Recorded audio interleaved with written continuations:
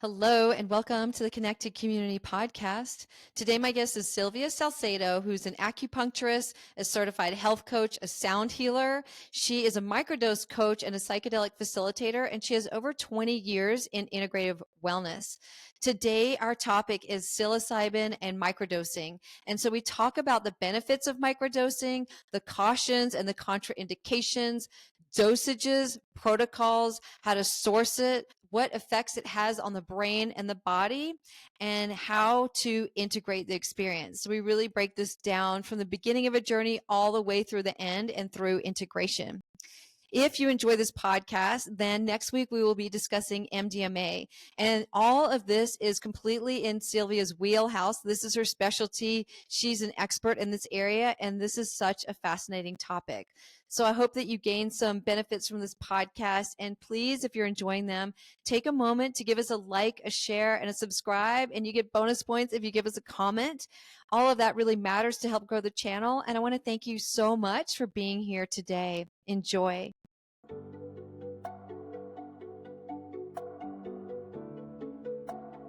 Hello, and welcome to the Connected Community Podcast, a place to explore possibility through mindfulness, movement, and self-discovery.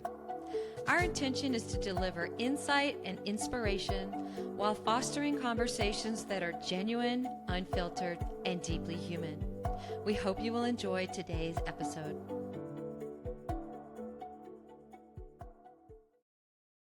Hi, Sylvia. Good morning, and welcome to the Connected Community Podcast.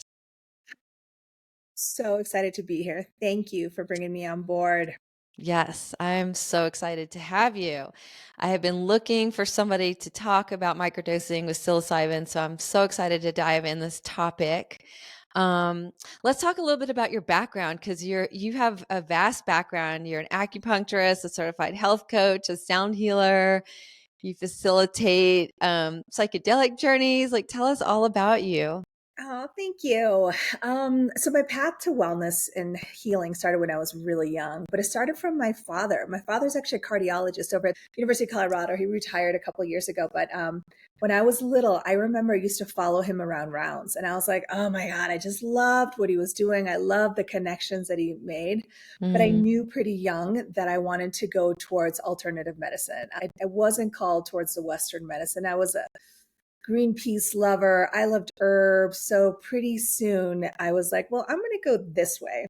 And then in my 20s, I studied herbalism and I studied ethnobotany, which is the study of plants from people around the world. And I was specifically looking at medicinal plants. So I was studying medicinal plants from Peru, which is where my family is actually from. And then I went to Nepal and I was studying Tibetan medicine.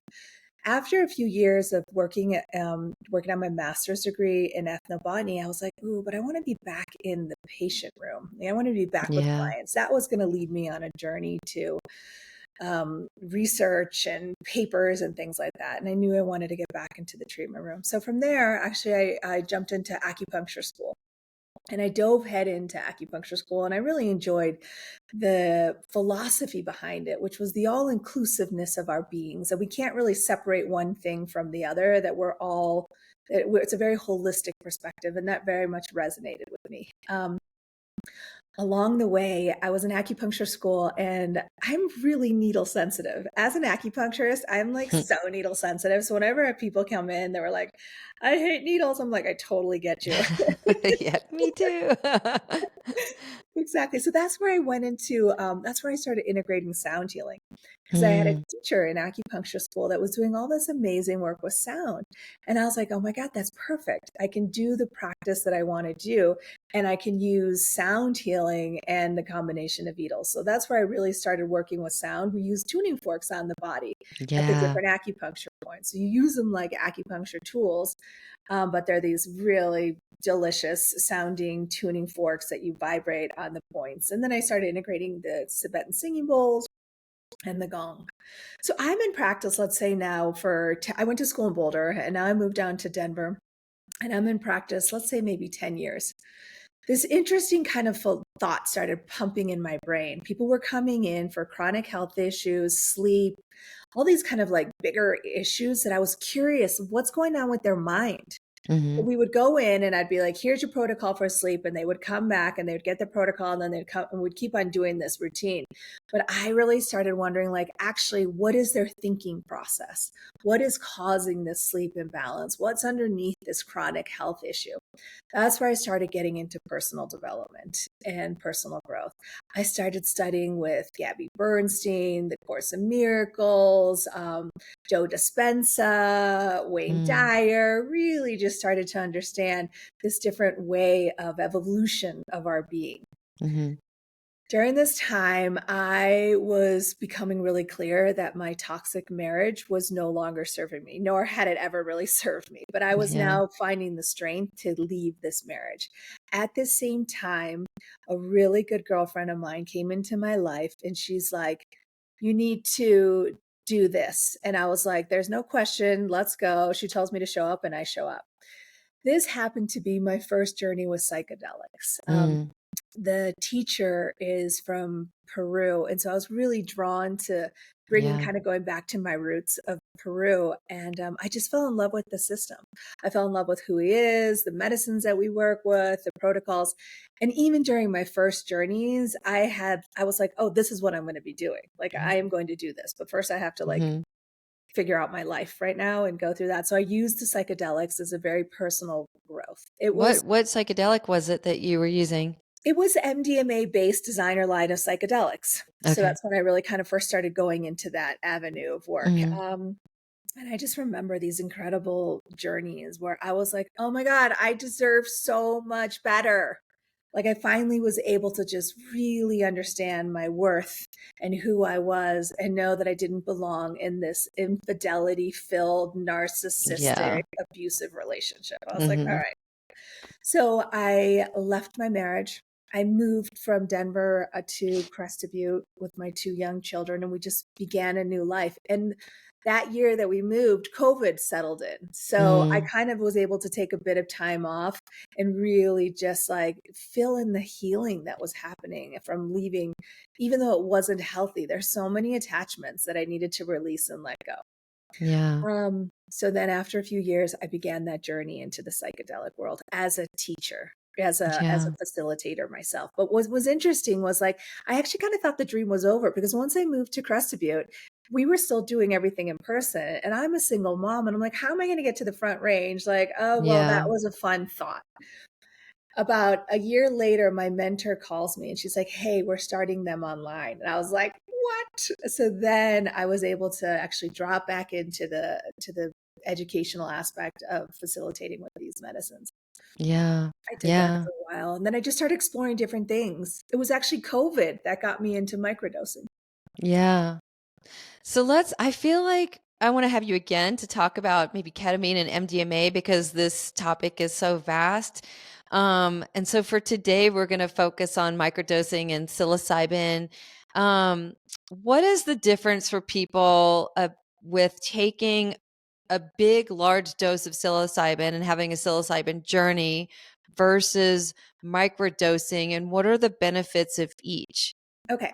So when we're talking about microdosing, mushrooms, we're talking about the classification Psilocybin cubensis. In Psilocybin cubensis, there's a lot of different varieties. You have the golden teachers, the Jedis, penis envy. Like we've got a lot of variety of different mushrooms, and these are grown all around the world. But the ones when we're dealing with the psychedelics is the Psilocybin cubensis. Now, when we're talking about microdosing versus macrodosing, what we're talking about is the dosage level. All right. So microdosing is very small amount of the psilocybin mushroom, whereas macrodosing is a much bigger level. So let's break it down into amounts. So microdosing would be anywhere between 25 milligrams to 200, 300 milligrams. Whereas a macro dose, you're going to can start at maybe 300 to 500 grams. So Hmm. really big difference in the amount that we're using. And there's also people that are journeying between 1 and 2 grams as well. But I just want to really make that distinction. It's so much less and so much more. Yeah. Um, but the purpose of each one is to There's so many people, there's so many reasons people are coming to mushrooms for healing. We are in a mental health crisis across the country. Yes. People are dealing with all types of mental health issues, from stress, anxiety, depression, post-traumatic stress, finding our purpose, being more creative. They're getting really into details now about microdosing and the benefits for concussions, for instance, or Hmm. ADHD. Like, this is, the research is really starting to flow. When you go in with a macro dose, you're going in to explore your inner world and to excavate things out that are no longer serving you. Hmm. So you're going in, you've got this 3 grams to 5 grams or even higher. You're going, you're taking time out of your day. This is a 6 to 8 hour experience. Yeah. You're going in with an intention. You're going in with a sitter or someone that knows that you're, holding this space for you. You're consuming the mushrooms, the 3 to 5 grams, either as a tea, a chocolate. Some Hmm. people are lemon teching with it. So you're finding a way to consume this large amount. Yeah. And then what oftentimes happens in the therapeutic world, right? I'm not talking about you taking some mushrooms and going to a concert. I'm Right. working in the therapeutic world. Hmm. You're taking these mushrooms, you've got your intention, and you're going inwards. So you're putting an eye mask on, you've got some music on, and you're really allowing your inward journey to expand. Yeah. When you're doing microdosing is using the Psilocybin cubensis mushroom, but at much lower doses. And this is to be able to use in your daily life. You don't have Hmm. to go into journey space. You're taking the mushroom and you're going to work. You're being a mother. You're doing all the things that you normally do, but you have this underlying little support system. Hmm. Yeah. Um, eh, yeah, were you going to say something? Well, I'm just thinking, yes, when you're doing anything above a microdose, then you need to be careful driving and functioning in your life. But if you're doing a microdose, then you can drive and go to work and function in the daily world pretty easily. Yeah, that's the goal. The goal is that you're taking this subperceptual amount of psilocybin that allows you to go through your day, but maybe add a little pep in your step. Hmm. Maybe Yeah. allow a little stress to feel better. Allow yourself to just kind of feel a little better. But the goal is that it's subperceptual, which means that you don't notice that you're on it. You might remember, be like, oh, well, yeah, I took my mushroom and actually I had a better day today. That kind Yeah. of thing. Is there a long-term benefit of, I'm just thinking about like creating new neural pathways for yourself. So if you're doing it in a consistent basis, are you creating these neural pathways so that you're functioning better when you're not taking microdosing? Absolutely. So it's not something that you have to be reliant on for the rest of your life. Let's say, like, sometimes we're put on these antidepressants and things like that. The Hmm. idea is that we're creating new neural pathways, we're rewriting our default mode, and we're allowing our brain to rejuvenate itself. As we age, brain health just declines. And so we're giving ourselves something that keeps that connectivity alive, that kind of awakens those parts of our brain that have been a little dormant or aren't being functioned. So there's a lot of benefits for it. There's benefits to our emotional well-being, but there's also cognitive benefits for our mental health and how we age.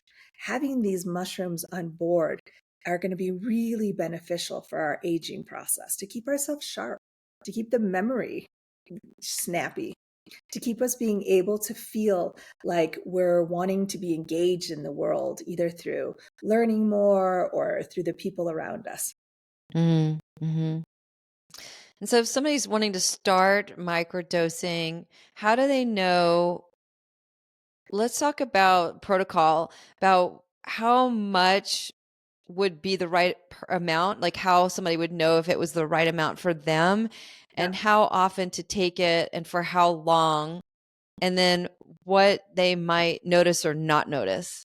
Okay. So, what I want to recommend is that you start really low and really slow. Right now, the microdosing world is actually coming from a little bit more of a male dominated scene. Okay. So those capsules that we're able to get, and you can find them online or, off of one of the social media things, oftentimes start at 100 milligrams. A Mhm. 100 milligrams is a bigger dose for people who are sensitive. So what I really want people to start with, and especially we specialize with working with women, is I like to have women start at 25 milligrams. And so that's such Mhm. a big difference between 100 and 25. Yeah. If you take 100 milligrams, oftentimes you might feel too much. You might, your stress might go up, or the anxiety might go up, or your depression or your feelings just might be too much. And the reason that is because when we take a psychedelic, what it does is opens up the veil of our reality. And if underneath the hood, there are these emotions that are kind of brewing up, you lift up Mhm. that hood and it's like, oh, hi, here we are in this Yep. street, in this world. We're really good at kind of like holding things together, pushing things down, like just being able to function really well. We've learned the skills to function really well.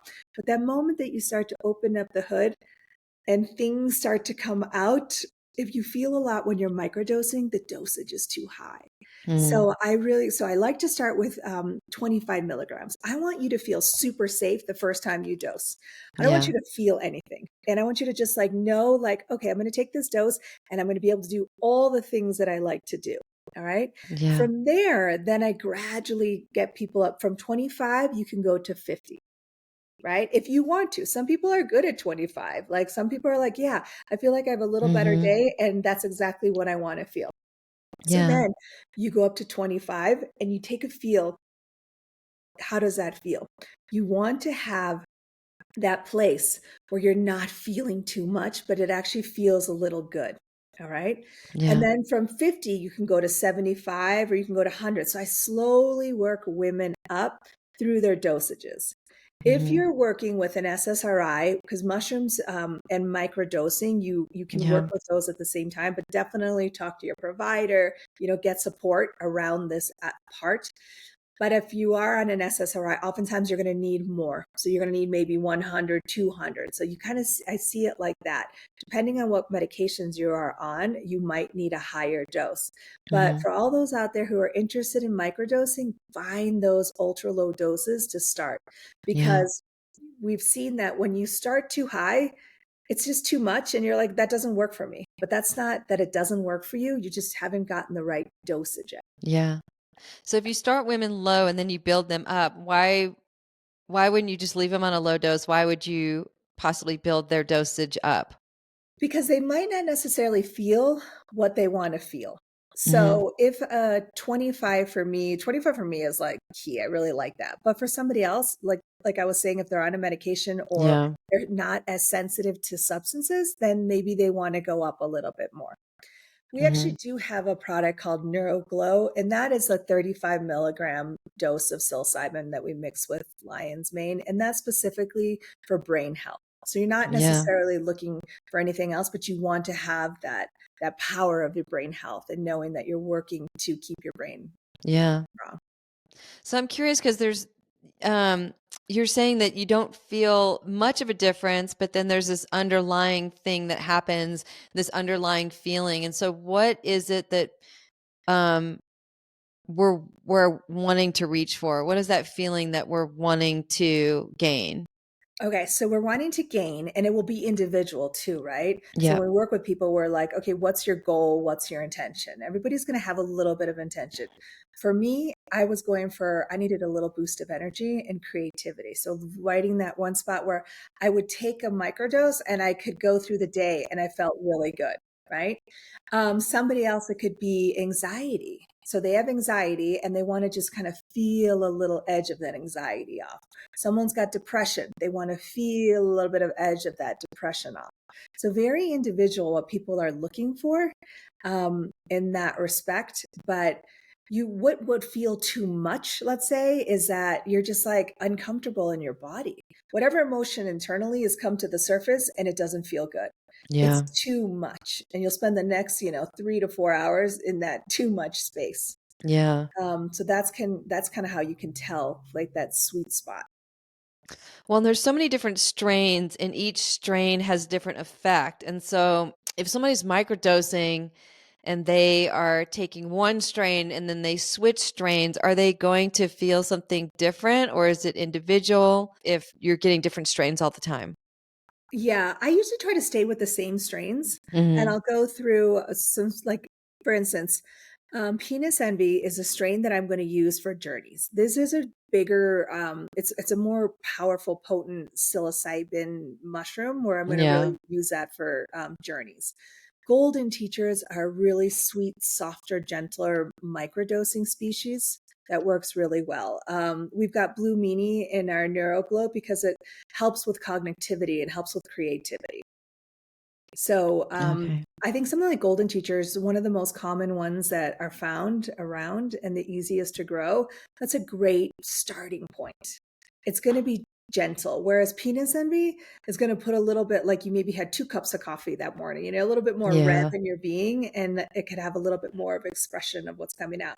But when you're going in for a deep dive, I'm going to hold space with those penis envies because that's when you're going to get those mystical experiences. You're going to get some of those bigger journeys than you might with Yeah. a golden teacher. All Another right. important thing to think about when we're microdosing is we often like to put it into an immersion. Immersion is a period of time, like a 3 month period of time where you're like, you know what, I'm going to give this 3 months. So it's not like you try one day or 2 days or a week and you're like, well, it didn't work, right? Like really putting in that dedication for a 3 month period of time so you can see how the overall experience affects you. So when Yeah. you started, you had these symptoms, you did the 3 month protocol, and now these things have shifted. Yeah. So we've got the dosage is important, the immersion, a period of time is important. And now let's talk about the protocol. Yeah. So the protocol can vary quite a bit, but there's some nice standard protocols. One of them is Paul Stamets protocol, where he does, or Fadiman, I'm sorry, he does 2 days on, 1 day off, 2 days on, 1 day off. Hmm. I've done that protocol in the past. The only problem that I find for me is like, did I do it yesterday? Was it 2 days? Like, it Yeah. just gets a little confusing unless you're Hmm. writing it down and like being really, putting it all together. So, what I have found and what I work with my clients is a Monday, Wednesday, Friday. Yeah. Monday, Wednesday, Friday, Saturday, Sunday off. Monday, Wednesday, Friday, Saturday, Sunday off. So, it just becomes a simple rhythm that they can work with. Mm. If you're feeling, let's say that you've got, higher levels of depression or stress and anxiety, you might want to go a few more days in a row. So you can go Monday through Friday and then take Saturday and Sunday off. Monday through Friday, then take Saturday off. This is if you're Hmm. kind of dealing with some bigger stuff that are coming up for you, Yeah. that you're like, I really need to do something to help shift this edge. But a great place to start is that Monday, Wednesday, Friday, Saturday, Sunday off. Why do you need days off at all? They say that the days off will help the system kind of reset itself so that you don't become, what's that word when you're dependent on it, but not necessarily dependent, but that um, it loses its juice, its energy after a few days. So then you get your system a little reset, and then boom, you'll be able Hmm. to take it again with that same strength and force. And they also say it allows you to just have a little bit of time of understanding what does it feel like when the mushrooms are on, and what does it feel Yeah. like when Like the an mushrooms, integration space. a little integration space. And Yeah. then after that 3 month immersion, it's important to do a little integration space there too. For how long? And that's a good question because sometimes people feel really, well, oftentimes, especially if you're dealing with some big mental health things, people feel really good on it. And they're like, oh my God, I don't want to get off of it. So Yeah. even just taking a few days, just to have a few days to reset your system, find some different grounding techniques, making sure that your food is on board, that you're exercising, all the other things Yeah. that are on board while you're doing it is really helpful. So is it that you build a tolerance to it if you take it consistently over time? That was the word that I was looking for that wasn't coming out of my brain. Yes. Yeah. Okay. Yeah. So there is some idea that you could build a tolerance to it. Yeah. And that's why having that little reset is helpful. Yeah. And I'm sure people are wondering, is it addictive? They say it's not addictive. With research papers that are coming out, it isn't an addictive substance. Hmm. Yeah. There's this really cool picture that I've seen that has all the different substances and how harmful they are to the body. Yeah. And you have kind of on the top, alcohol actually is the top one. And Yeah. below that is like heroin, cocaine, MDMA, like MDMA is way on the bottom, but psilocybin's the least of these harmful to our body, Mm. the least addictive, the least harmful. There was this thing that I was reading was like 350 people a day die from alcohol. Wow. 3 people in the past years have died from psilocybin. So Mm-hmm. it's quite amazing how safe it is. Yeah. Let's talk about sourcing because I know that there are a lot of places online now where people can get it. Mm. People are growing it. You can get grow kits and grow your own. People are buying it from people that are growing it. So, how do we know what we're getting, if it's a good source, how to get a good source, things like that? Yeah, I feel like to find a good source, first start with the people around you. Like, do you know somebody? Yeah. That way it's kind of like a person in your circle that you might know. A lot of people are having great success growing their own. So they know exactly like I'm growing it and it's coming from, me. Then there you get out there to the different companies that are selling microdosing. We're at Well Dose, we're doing ultra low doses starter kits for women. So we're offering that service because we did want to offer a really pure, clean, safe way to help women get started. Um, Hmm. so the thing that I would say online and to be careful about is they are flooding the market more with different products that are coming in that you're not necessarily sure of. So look at the reviews. Ask somebody that you know if they've bought from this company before. I think one of the better ways is maybe a vetting system where you're actually talking to someone before you buy instead of just having to purchase and pay. You're actually doing a consultation or you're talking to someone. There's another person on the line that you're kind of putting your guidance Yeah. towards. Like I had mentioned, be careful with the dosages. 100's going to be high. So if you got a company online and then they're selling 100, 200, 300, like that's a really high dosage. And Yeah. so you want to be careful with those as well. That is a high dosage. Yeah. I would think that that wouldn't be safe to drive on Yeah. for Like it some wouldn't be people. safe for me. Like I would feel so much on it. Yeah. Yeah.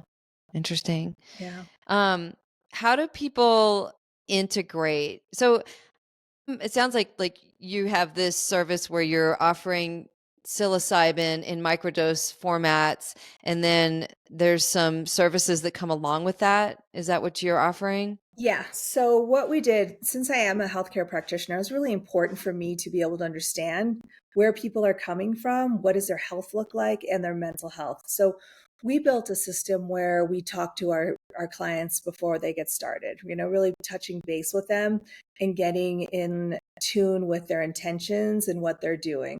And the other aspect of it is the ultra low doses. We wanted Yeah. something that could be just really safe and gentle for people to start it just because on my own practice, oh my God, my first time I microdosed, I was down in Denver still. And this guy that I knew from a friend was like, here's some microdosing. And I was like, all right, let's try it. I'm a psychonaut, so I kind of put myself into those spaces. I dropped my girls off at school, and on the way home, I'm totally feeling it. I'm like starting to have a big experience. I Yeah. get myself to my front yard, and I literally spend the next few hours totally, uh, you know, in a big experience Oh in my my front gosh. yard. Oh my And gosh. that was the moment that I was like, oh my God, like there is something happening that we have to be really careful. And then I Yep. started figuring out that there was, way too much going on. There was too Yeah. high of a dosage. So it's Yeah. really important that people feel safe. And then just kind of holding them through that experience. Like you want to take a microdose and it's nice to have someone on the other side, like, great, you took your first one. Awesome. How did you feel today? Was that too much? Was that too little? All right. Do Yeah. you want to go a little bit higher? Like just have someone hold your hand through the Yeah. process. And that's why we develop Well Dose like that. So people can have their hand held through this process and feel safe. Yeah, I Um, think that's important, especially if you've never done it before and you're new to it, just knowing the dosage, the strain, the protocol, having someone to bounce questions off of versus just buying it off a exactly. site and not really having any of that. Support system. You just buy it off Yeah. and you're like, good luck, right? So being a Yeah. healthcare practitioner is really important for me to hold space for people and like really be there for them because I know Yeah. it's a little bit scary process. Yeah. Yeah, Like, yeah, I'm sorry, go ahead. I've microdosed before and I've done it on an empty stomach and like a normal microdose that I wouldn't feel and didn't affect me very much. When I did on an empty stomach, threw me for a loop. Kind of makes sense when it throws So you for a loop, doesn't it? yes, I was not expecting it. Somebody had warned me about that and I had forgotten and Yeah, took it on an empty stomach yeah, thank goodness I was somewhere where I didn't need to drive and I was in a safe right. space. But it created some anxiety Yeah. because I wasn't expecting that. And so what do you tell people about when to take it? So we actually do, since we're doing such ultra low doses, we do recommend taking it in the morning. Hmm. Taking in the morning on an empty stomach, but you're not taking, you're taking a very low dosage. Yeah. And then I actually work with people in their caffeine intake because if Mm, you're microdosing, that's going to rev you up as well. So really yeah. just kind of making sure that you're not like super revved up on it. Um, Right. Don't take your coffee and your microdose. yeah, you're going to you'll be spinning. But it's another really interesting place that I think microdosing has a great niche for is going out and partying. Like, I Hmm. feel like that's a kind of a safe way as well to kind of see what that feels like. And people are really using it to drink less. So it's like your happy hour. So it's maybe, let's say it's the weekend and it's 4 or 5, you take your 50 and you Hmm. get that kind of connection that you want Yeah. without having to drink the alcohol and have the hangover the next day. And so that was actually another way that I really started getting into microdosing was using it socially Hmm. and going out. Hmm. And And now it's I a don't drink. natural. Yeah, Yeah. now I'm not drinking or, just it's a really nice way to use it like that as well. So when you're using in the morning, you're kind of using it for the daytime, like doing the things you want to do. And then the evening time going out. We're actually Yeah. trying to right now put together like a witching hour supplement. So this is the supplement that you can take, let's say at like 3 or 4, because you're a mom and you've got the kids coming home and you have to cook and the homeworks and the Hmm. clothes and all of the things. Like there's a whole nother day besides your work day. So we're kind of working to perfect what's that little witching hour dose and what would we put in there to help women get through that rest of that day. The Yeah. 8 hours that we still have before everybody's in bed and you're like, okay, I can now rest. Yeah. What does it when somebody microdoses, is there potential for it to create insomnia or to keep them awake if they take it too late? Yes. So that's why you do start it in the morning. So I'll have everybody start it in the morning. But then once you kind of understand, it's like maybe 6 hours, 6 to 8 hours, then you can kind of see where you want it. Where else can you use it on the Friday night when you're going out? Can you start at like 4 or 5? And then that witching hour, maybe start at 3 or 4. Some people, and I have not done this, but there are people who are microdosing even in the evening time to help them sleep. Like they don't want to have that experience. And microdosing doesn't wake them up. So they'll take Hmm. it in the evening and they'll just have really good rest. I have to say, I haven't done that myself, but Yeah. it's out there and people are doing it too. So if it doesn't wake you up, if you don't get that buzz from it in Yes. the evening time, and Yeah. sleep is also another way people are doing it. And they're probably adding different herbs there as well that can ground that sleep. Yeah. Yes. I feel like it creates uh insomnia for me if I were to do it too late, for sure. Yeah. So you got to like, it's so individual. It's pretty Yeah. insane how individual it is. It's not like an aspirin that we can all take and we're going to get that same experience. It is so individual. Yeah. How much trauma do you have underneath the hood? What does it do for your Mm, energy? How many hours does it last in your system? What's your sensitivity to psilocybin? Like it's very, yeah. very individualized. I'm curious about this piece of taking it in the morning on an empty stomach. So, how long after somebody takes it do you suggest that they eat food? It's about 30 minutes. Okay. Yeah. Okay. Interesting. But again, Yeah, it's I feel like the effects when I've done it on an empty stomach versus having food on my stomach were doubled. yeah. Yeah. Do you know what dosage you're taking? 0.25. 0.25. Yeah. Okay. Yeah. So that's 250 milligrams. I think it's point. Yeah, it could be. Maybe that's too much. It's a Maybe big that's dose. why I need to eat beforehand. Maybe that's why you need to use a big dose. Well, we're doing like 25 milligrams or Okay, yeah, 50 so you're doing a tenth of that. or 10. Okay, So we're doing interesting. 0.025. Yeah. Yeah. Yeah. I haven't played around with it much, but it does for me. I have had to have it on food, and so maybe that's why my dose Mhm. is too high. But also, it does take this edge off of things, and it makes the world a little bit brighter and lighter and easier to navigate and easier to flow. But I haven't done a consistent routine, Mhm. and it's been intermittent, and I've just kind of played around with it a little bit. So yeah, so that's interesting. Just kind of working with the dose, maybe trying it on an empty stomach with a lower dose so I can do it earlier in the day because then it's because I fast, so it's making me do it later in the day. And maybe that's why it's creating that insomnia for me a little bit if I take it late.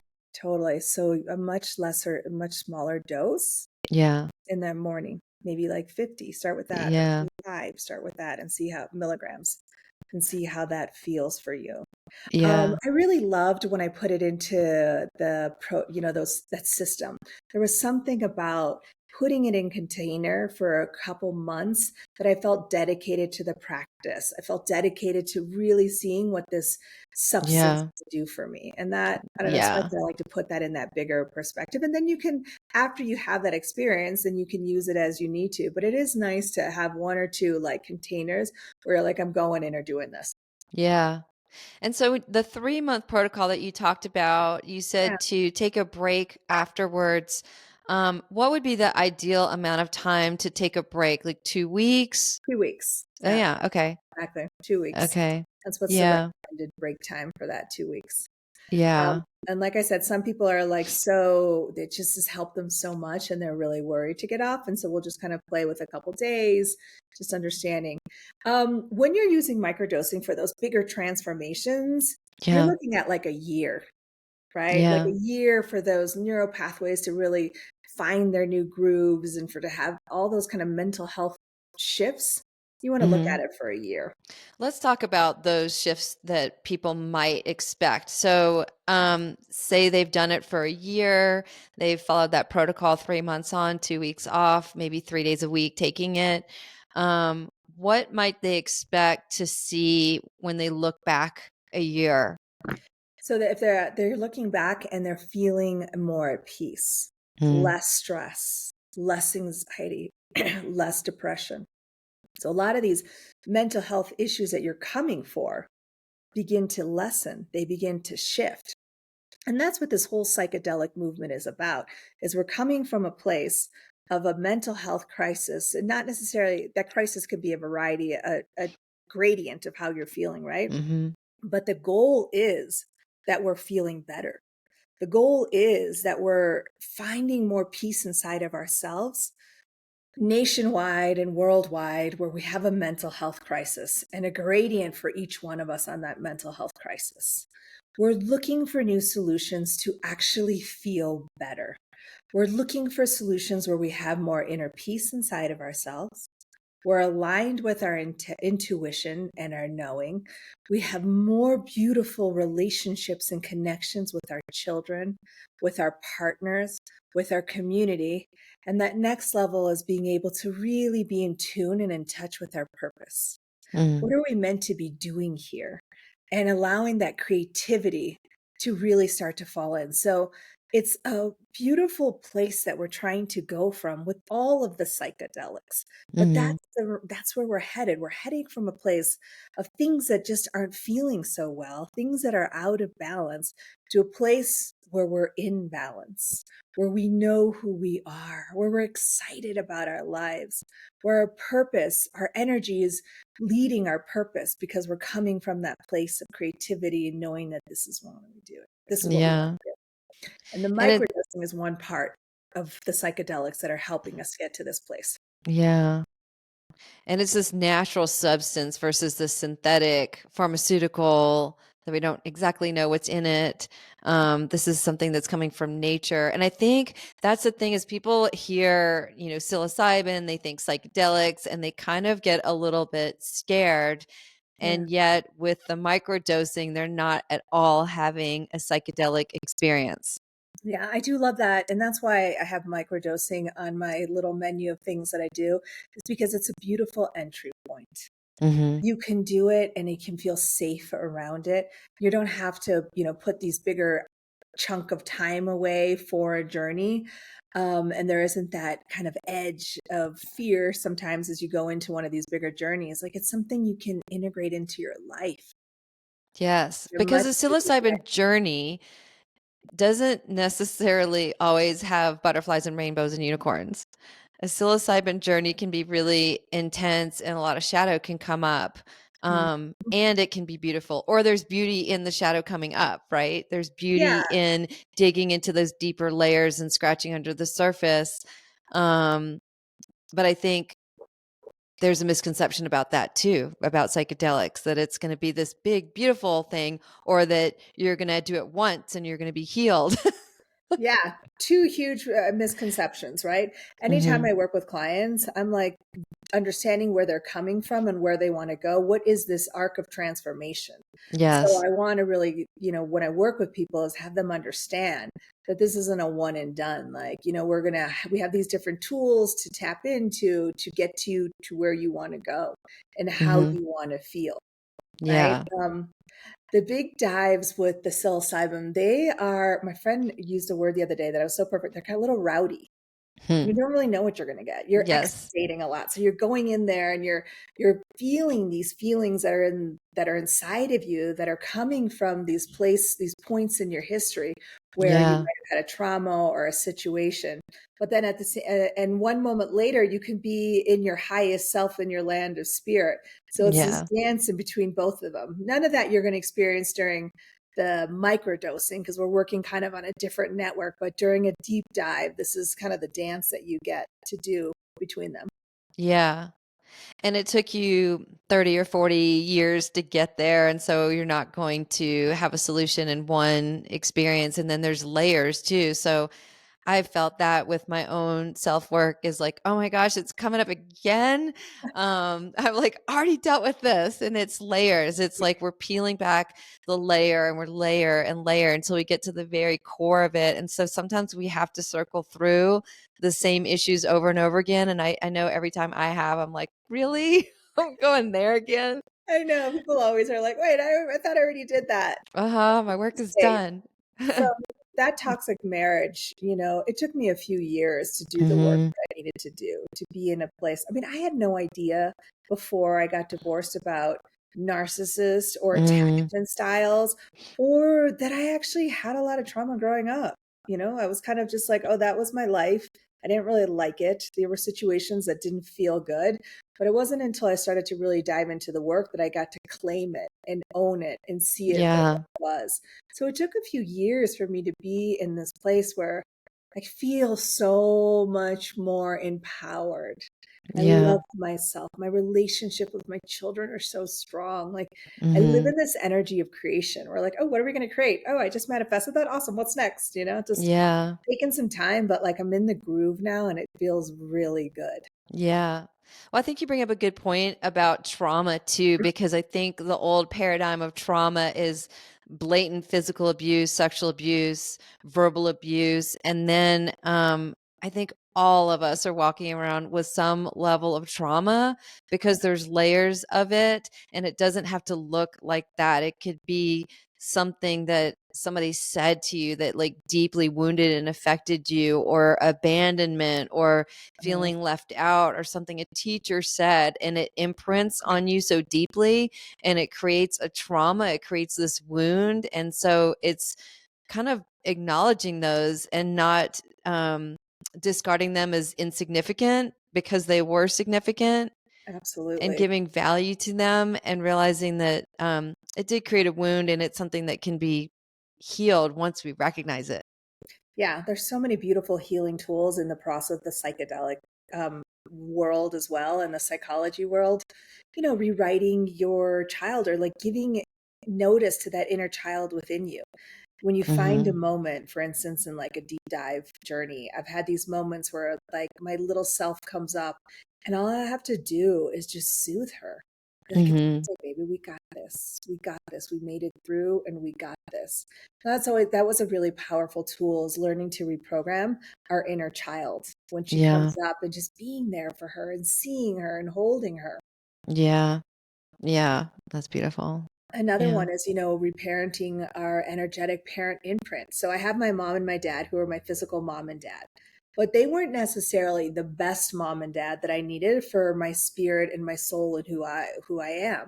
So I got to like create in my mind my energetic parents and what they Mm. would look like and what they would feel like. And even that little process is such a powerful tool in my mind, because now I have on board, as I move forward, this beautiful energetic parents that saw me, see me, inspire me. So there's just Yeah. really cool little tools that we can use that Yeah. help with that trauma, to get us back on board, to allow us to feel in our power and in trusting our intuition. Yeah. Are there any other misconceptions that you can think of around psychedelics in general or microdosing that we haven't touched on? The important things is really, understanding the dosages, being aware of this masculine dominated kind of field that's coming in, and understanding as women, we are a lot more sensitive, and really tapping into what your sensitive level is, knowing that it's a very individual journey. Your best friend might be at 150 and you might be at 25, and that's absolutely okay. There isn't any, Hmm. one way to do this at all. It doesn't have to do with like height and weight. There could be a 6 foot male that's 250 pounds and somebody that's 110 pounds, and their dosage might be the same. Yeah, it doesn't have to do with dosages. There are some contraindications that are important to know as well. We Hmm. do, if you have schizophrenia or your family has Hmm. schizophrenia, Yeah. it's important not to tap into this medicine without, your medical healthcare provider or somebody there. But that's kind of usually one of the places where we say, this is not a good for you. Another one is bipolar, because you Mm. don't necessarily know what's going to show up. So schizophrenia, bipolar, Yeah. and it's kind of treading water when you're pregnant, right? With pregnancy, there are Yeah. some people that are microdosing, but having that right support system around that. Breastfeeding is another place to be really careful and, have support around that as well. Yeah. Um, Cardiovascular disease, having high blood pressure could be an important thing to be careful of as well, because if we're revving up the system and that person Mm. tends to have high blood pressure, that's important to be really cautious about. Another place would be liver disease, or some way that the medicine processes out of your system, is also important to be conscious about and cautious about as well. Yeah. And what about mixing alcohol? Well, it's going to kind of shake things up internally for you a little bit. You're going to Hmm. notice maybe that buzz get a little higher, a little quicker, faster. So when you're using it in conjunction on the weekends, or when you have that space to do that, you want to just kind of be careful. You're going to want to drink less alcohol, Yeah. because that microdose is going to kind of fill up that space of connection that you're seeking when you're drinking, or that connection of Yeah. relaxation. So, being really conscious. If you drink a lot and then take a lot of microdosing on top, you're going to feel pretty out there, pretty, wasted, I would say. Yeah. Yeah. Oh yeah, I love this. Well, I really enjoyed this conversation. I would love to have you back to talk about MDMA and Let's ketamine do if it. you're open to that. I would absolutely love to. Yeah, there's so much to talk about in this arena, and I've really enjoyed our conversation today. Me too. Um, how do people reach you? What are some of the offerings that we haven't mentioned already? Yeah. So my website is welldosedwellness.com. And there we offer the microdosing support. We also offer microdosing supplements. We got a lot of really great resources too, like a free Jumpstart Your Microdosing course, worksheets and workbooks. I wrote a little book on psychedelic wellness that you can find in there. So a lot of free resources. You can also find us on Instagram at Well Dosed Wellness, on Instagram too. Yeah, awesome. Well, I've loved this and I'm super excited to have you on again. So yeah, thank you so much for your time and your expertise today. It's been awesome.